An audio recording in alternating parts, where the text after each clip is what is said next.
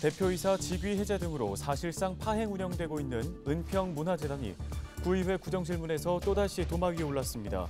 은평구의회는 재단의 관리감독기관인 은평구에 책임을 물었고 재단 정상화를 위한 방안을 내놓으라고 요구했습니다. 서울시의회 시정질문에서는 경계경보 발령에 대한 질의가 이어졌습니다. 오세훈 서울시장은 경계경보 발령은 오발령이 아닌 공무원의 실수였다며 앞으로 재난 상황이 발생하면 자동으로 문자가 전송되는 방식을 도입하겠다고 밝혔습니다. 올여름 슈퍼 엘니뇨 현상이 발생할 가능성이 크다는 전망이 나오고 있습니다. 역대급 더위가 예상되는데요. 날씨 전망 알아보겠습니다.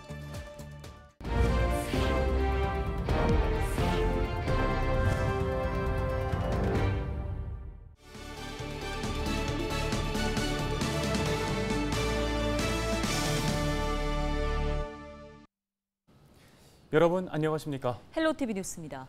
14일 열린 은평구의회 구정질문에서는 파행 운영을 겪고 있는 은평문화재단이 또다시 도마 위에 올랐습니다. 네, 관련 소식을 손성혜 기자가 전해드립니다. 채용 관련 감사 제보로 지난 11월부터 올해 1월까지 특정 감사를 받은 은평문화재단. 은평구는 재단 직원 2명을 신분상 조치하고 한 건을 경찰에 넘겼습니다. 문화재단 대표이사는 직위 해제됐고 팀장 5개 자리도 비어 있습니다. 3개월 넘게 수장 공석 사태가 이어지면서 사실상 파행 운영되고 있는 상황. 재단의 관리감독기관인 은평구가 제 역할을 하지 못하고 있다는 지적이 나왔습니다. 이는 인사상사라 하더라도 과언이 아닐 겁니다. 청장님은 이사장으로서 이 사태에 이르기까지 문화재단의 전반적인 행정과 인사관리에 대한 어떤 역할을 했는지 답변 주십시오. 그리고 문화재단 정상화 시킬 방안에 대해 답변 주십시오. 김미경 은평구청장은 구청 직원을 재단에 파견하고 조직 문화진단에 나서는 등 재단 정상화를 위해 노력하고 있다고 설명했습니다. 8월까지 조직 진단 결과에 따라 직원 채용 등 적극적인 조치를 취할 예정이고요. 또 6월부터 임원추천위원회를 통해서 대표이사하고 후보자를 모집 공개를 하고 투명하고 공정한 절차를 통해서 신입 대표이사를 선임할 수 있도록 만전을 기하고 있다는 말씀을 드립니다. 문화재단이 신속하게 안정화되고 그 역할을 다할 수 있도록 지도 감독과 지원과 또 협조를 아끼지 않다는 말씀을 드립니다. 문화재단 이사장직은 지자체 단체장이 아닌 민간 전문가가 맡아야 한다는 주장도 제기됐습니다. 문화예술 분야의 전문성을 갖춘 이사장이 필요하다는 겁니다. 청장님, 문화재단 이사장을 사임하고 높은 도덕성과 전문성을 겸비한 신입 이사장 채용에 대해서 청장님의 생각은 어떠신지 답변 주십시오. 이에 대해 김 구청장은 지금은 재단 안정화에 행정력을 집중해야 할 시기라며 이사장직을 민간에게 맡겨야 한다는 의견에 대해선 추후 의회와 논의해보겠다고 말했습니다. 서울시의 25개 구청 중에 22곳이 문화재단을 운영하고 있죠. 그런데 11곳이 반반입니다. 11곳이 지금 구청장이 이사장으로 하고 있고 또 나머지는 민간에서 하고 있죠. 그러니까 이사장이 구청장이 할 경우와 또 민간이 할 경우는 장단점이 서로가 있기 때문에 어느 것이 맞다고 하는 것은 우리가 판단의 여지가 있다고 생각합니다. 이날 구정질문에선 문화재단 인사 관련 문제가 집중 부각된 가운데 문화재단 대표이사는 인사청문회를 통해 직무 수행 능력과 자질, 책임감 등을 검증해야 한다는 지적도 나왔습니다.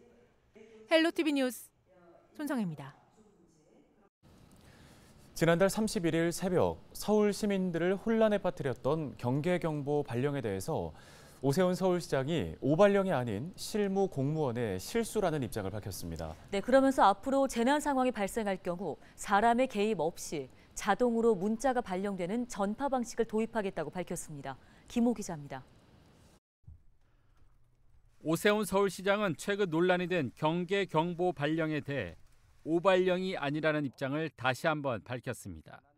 서울시의회 정례회 시정질문에 출석한 오 시장은 더불어민주당 박강산 의원이 경계경보 발령에 대해 오발령인지 과잉 대응인지 묻자 오발령도 과잉 대응도 아닌 실무 공무원의 이해할 수 있는 실수라고 답했습니다. 시장님 단도직입적으로 여쭙겠습니다. 이번 사안 오발령입니까? 과잉 대응입니까? 현재 저희의 입장은 오발령도 또 과잉 대응도 아닌 제 입장에서 보면 실무 공무원들의 이해할 수 있는 실수라고 생각을 합니다. 또 경계 경보가 왜 발령됐는지, 어디로 대피해야 하는지 아무런 내용 없이 발송된 재난 문자에 대해서는 잘못된 부분을 인정하면서도 행안부 매뉴얼에 따른 것이라며 책임을 회피했습니다. 서울시가 매뉴얼대로 보냈다는 재난 문자에는 경계경보 발령 이유와 대피 방법도 안 나와 있습니다. 오전 7시 25분 경계경보를 해제할 때는 재난 문자 대신 일반 안내 문자를 보냈고 해제 사이렌도 안 켰습니다. 그것은 이미 만들어져 있는 매뉴얼상에 확정돼 있는 문구를 그대로 활용한 것입니다. 따라서 이번에 행안부에서 그 문구도 개정 작업을 벌이고 있는 것으로 이해하고 있습니다. 더불어 오 시장은 재난 상황 발생 시 실수를 줄이기 위해 사람의 개입 없이 자동으로 발령하는 전파 방식을 검토하고 있다고 밝혔습니다. 사람의 판단이 개입되지 않은 상태에서 자동으로 경보가 발령되도록 해야 되는 것이 가장 바람직하다는 데 대한 공감대는 분명히 이루어졌고요. 그 점에 대한 개선이 이루어지고 있고, 이 밖에 대피소로 지정된 건물주에 대해서는 재산세 5% 감면 등 인센티브를 주고 관리 의무를 부여하겠다고 말했습니다. 또 민방위 훈련도 연 2회에서 4회로 늘려 유사시 신속한 대피가 이루어질 수 있도록 하겠다고 전했습니다. 헬로티비 뉴스 김호입니다.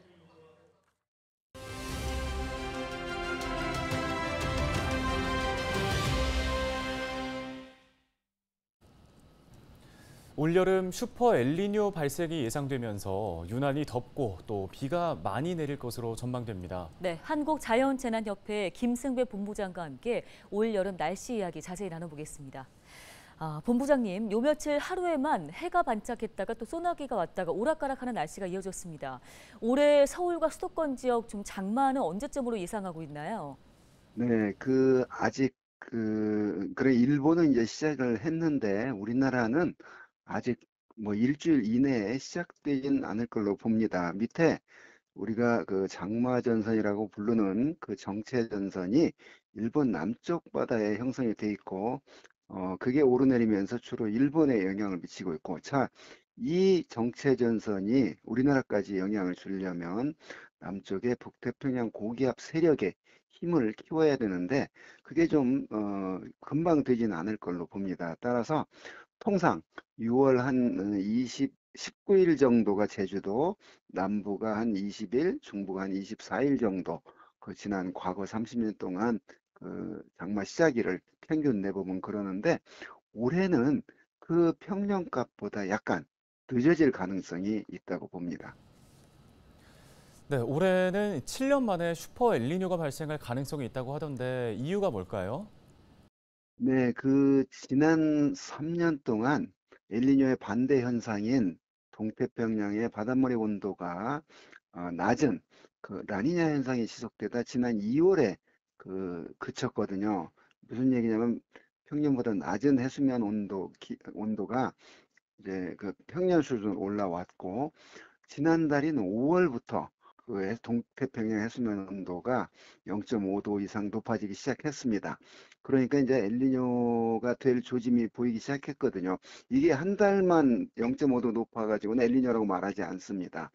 이 5개월 동안 꾸준히 0.5도. 그런데 이제 이게 금방 다시 또 내려가진 않을 걸로 보기 때문에 적어도 5개월이면 5, 6, 7, 8, 9월까지 계속 0.5도 이상 높아지면 올해 5월이 엘니뇨가 시작했다 이렇게 말하거든요. 그래서 아직은 엘니뇨가 본격 시작한 그런 여름은 아닙니다.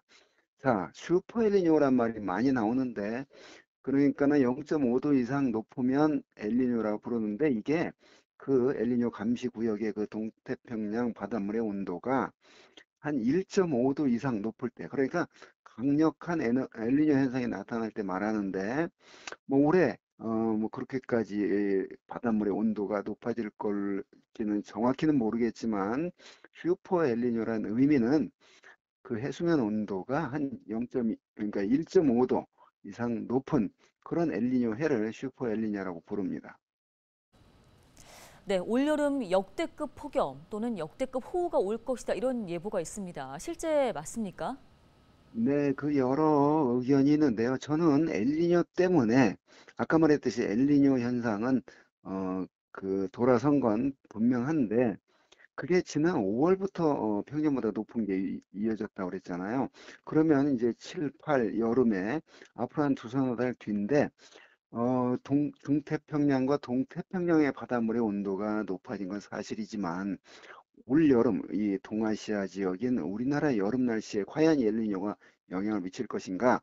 저는 엘니뇨 영향보다는 엘니뇨가 이제 나타나는 건 분명하지만 지구 온난화 효과가 더 클 것 같습니다. 그러니까 전 지구적으로 기온이 높아지고 있는 이런 현상 때문에 올여름 우리나라 역시도 폭염, 열대야일 수가 많을 것으로 보이고요.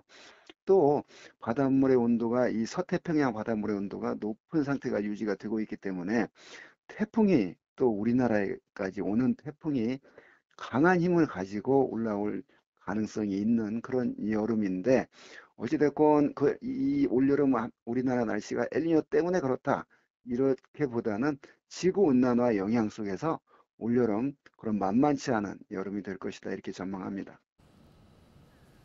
네, 알겠습니다. 집중호우 등으로 날씨로 인한 피해 없도록 미리미리 대비를 해둬야겠습니다. 한국자연재난협회 김승배 본부장이었습니다.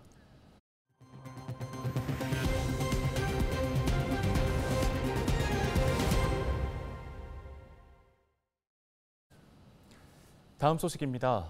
양천구가 실시간 주차 공간 정보를 제공하는 사물 인터넷 센서 추가 설치에 나섭니다.